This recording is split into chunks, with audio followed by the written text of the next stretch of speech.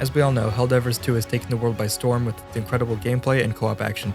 But I propose a real question. Is Helldivers 2 overrated? Let's find out. Starting off with the gameplay, you play as a Helldiver which drops straight into action with one of these cool drop pods. Once you are in, you are free to explore the city and you have to find your objectives marked along the map as you can see here. The objectives are pretty explanatory, so we're not really going to talk about that too much. Most of the levels are just get in, spread some liberty and democracy, hop in the dropship, get out, and watch cool cinematics like this as you exit.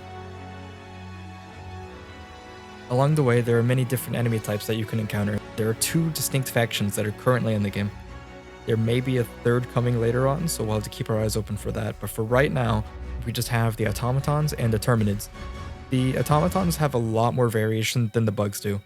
For some reason, there's only one bug enemy in the entire game known as the hive guards, which does get a little boring. I guess it is kind of cool that he can fly though. There's surprisingly a lot of automaton types, so I would typically recommend you do those missions instead of the terminid missions, because like I said, they're just really boring with just these little hive guards. So we'll just go through some really quickly. Here's the trooper.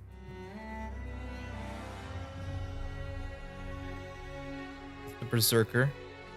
They're kind of scary. Hulk. Ow. And they have a tank. Which is incredibly dangerous. Although if you have the right weapon, you can destroy it in one shot, but those are quite limited and hard to pull off. There's also this flying vehicle called the Bumblebee. This is pretty cool. And this right here is a scorpion. These guys mean business compared to the bugs. Like, as you can tell, these guys are actually a really big threat. There's also vehicles in this game that the player can use. It was leaked quite a while ago that there would be vehicles coming to the game, and they did actually release the update a couple days ago, thankfully. I'm very glad they did that because I was quite tired of running across the entire map.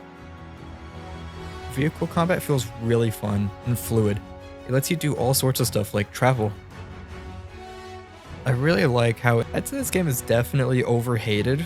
Like, I don't really understand all of the hate that this game gets when there's so much to like about it. I legitimately cannot stop playing. So yeah, I'd say this game, for me personally, gets a rating of 9 out of 10.